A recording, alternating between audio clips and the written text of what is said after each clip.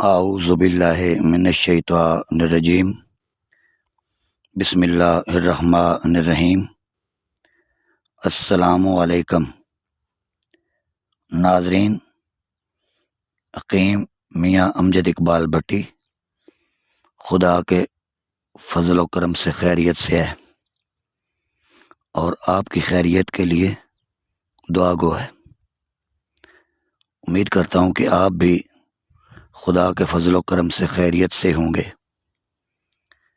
تو ناظرین، آج میں لیکچر نمبر 4 کے ساتھ حاضر خدمت ہوں۔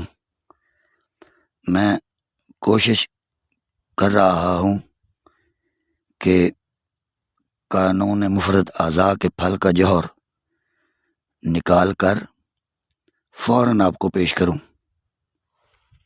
اور ایسے پیش کروں کہ اس کے ذائقے کی خوشبو زندگی بھر آپ کے اندر سے آتی رہے۔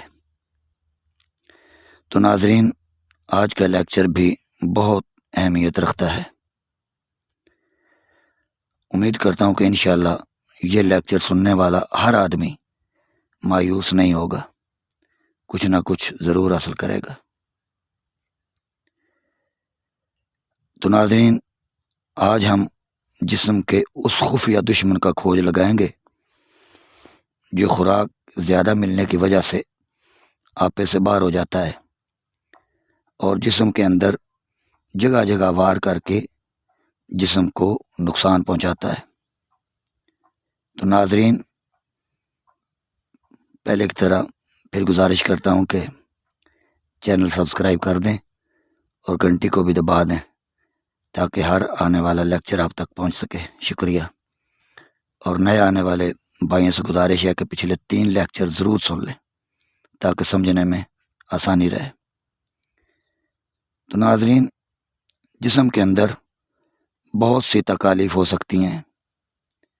مثال کے طور پہ ہیضہ، نمونیا، یرکان، زکام، سر درد وغیرہ، یہ سب تکالیف ہوتی ہیں۔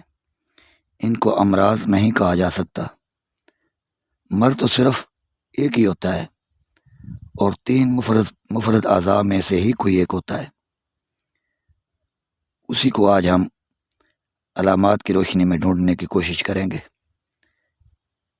تو ناظرین، میں پہلے بھی بتا چکا ہوں کہ جس مفرد اعضاء کی بھی متعلقہ غذا ہم زیادہ کھائیں گے تو خون میں اس مفرد اعضاء کی غذا کی مقدار زیادہ ہوگی۔ خون میں اس کی غذا کی مقدار زیادہ ہوگی تو ظاہر ہے کہ اس کے اندر خون بھی زیادہ جائے گا۔ جب خون زیادہ جائے گا تو وہ تحریک میں آنا شروع ہو جائے گا، آپے سے باہر ہوگا۔ آپے سے باہر ہو کر وہ اپنے پڑوسیوں پر بھی حملہ کر دے گا۔ تو ناظرین، جب بھی کوئی مفرد اعضاء تحریک میں آتا ہے تو اس کی متعلقہ غذا اور بھی زیادہ بنتی ہے، اس لیے وہ زیادہ طاقت میں آ کر اپنے آپ کو سنبھال نہیں سکتا۔ اس کے 2 پڑوسی ہوتے ہیں، ان کا حق بھی چھین کر کھانے لگ جاتا ہے۔ اس وجہ سے اس کا قریبی پڑوسی جو ہے وہ بہت زیادہ کمزور، سست، یعنی کہ اس میں تسکین پیدا ہو جاتی ہے، اور دوسرا پڑوسی تحلیل ہو کر کمزور ہو جاتا ہے۔ اس میں تحلیل پیدا ہو جاتی ہے، وہ تحلیل کی وجہ سے کمزور ہو جاتا ہے۔ دونوں مدد کے لیے چیخو پکار کرتے ہیں۔ تو ناظرین، اب میں آپ کو 3 نام بتاؤں گا، ان میں سے کوئی ایک دشمن یا مرض ہوتا ہے۔ مرض نمبر 1 تحریک دماغ، مرض نمبر 2 تحریک دل، مرض نمبر 3 تحریک جگر۔ اب سوال پیدا ہوتا ہے کہ پتہ کیسے چلے گا کہ ان میں سے مرض یا دشمن کون ہے؟ تو ناظرین، ہم علامات کے ذریعے ان میں سے مرض ڈھونڈنے کی کوشش کریں گے۔ تحریک کے وقت ان تینوں مفرد اعضاء کی علامات مختلف ہوتی ہیں۔ اب میں آپ کو ترتیب وائز بتاتا ہوں۔ مرض نمبر 1 تحریک دماغ کی علامات۔ ناظرین ذرا توجہ سے، زبان کا ذائقہ میٹھا یا پھیکا، جسم کا سفید اور نرم ہونا، پیشاب کا رنگ سفید مقدار زیادہ، پانی کی طرح پتلے پخانے آنا، کچی بلغم آنا، کھانسی زکام ہاضمے کی خرابی، سر درد، چکر، الٹی، زیادہ تھوک آنا، اور غذا کھانے کے بعد ایسا معلوم ہوتا ہے کہ اوپر گلے کی طرف آ رہی ہے، لیکوریا بھی اسی میں ہے، جریان منی بھی اسی میں ہے، خوف بھی آتا ہے، گھبراہٹ، اور اس کی جو نبض ہے باقی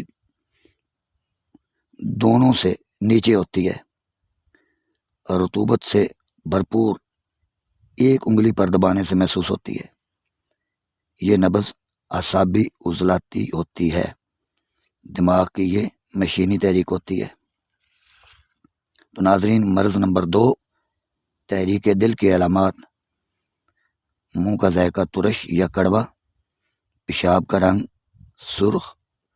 سرخی مائل، جسم کی رنگت کا سیاہ ہونا، پیٹ کا سخت ہو جانا، سینے میں جلن، ہوا کی کثرت، خالی معدہ ڈکانے آنا، زیادہ غصہ آنا، نیند میں کمی، پخانہ خشک، اختلاج قلب، خشکی کی وجہ سے جریان خون ہو کر موت بھی واقع ہو سکتی ہے۔ اس تحریک میں نبض خشکی کی وجہ سے ناظرین باریک دھاگا نما ہو جاتی ہے، لمبائی میں 3 یا 4 انگلی تک محسوس ہوتی ہے۔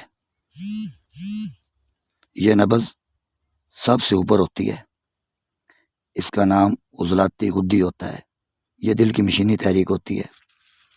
ناظرین، آخر میں مرض نمبر 3، تحریک جگر کی علامات: منہ کا ذائقہ نمکین، پیشاب کا رنگ زرد، پخانہ بھی زرد، آنکھوں میں زردی، جسم میں پیلا پن، پیشاب جل کر آنا، قطرہ قطرہ آنا، پیٹ میں مروڑ، آؤں کا آنا، کمی بھوک، زبان کا رنگ زرد، گھبراہٹ، پخانہ زرد اور کبھی کبھی سفید بھی آ سکتا ہے۔ جب پتا میں سوڈا کی وجہ سے صفرا انتڑیوں میں نہیں گرتا تو پیشاب نہیں گرتا تو اس وقت وہ پخانہ سفید بھی آ سکتا ہے۔ جب پیشاب زرد ہو تو جگر میں ہی تحریک سمجھنا چاہیے۔ اس کے نبض درمیان میں 2 انگلی تک محسوس ہوتی ہے۔ یہ نبض عضلاتی نبض سے موٹی اور اعصابی سے پتلی ہوتی ہے، اس کا نام غدی اعصابی ہوتا ہے۔ تو ناظرین، آج کے لیے کافی ہے، یہ لیکچر بہت ہی اہم ہے، اسے اچھی طرح ذہن نشین کر لیں۔ آئندہ انشاءاللہ لیکچر نمبر 5 میں ملاقات ہوگی۔ شکریہ، خدا حافظ۔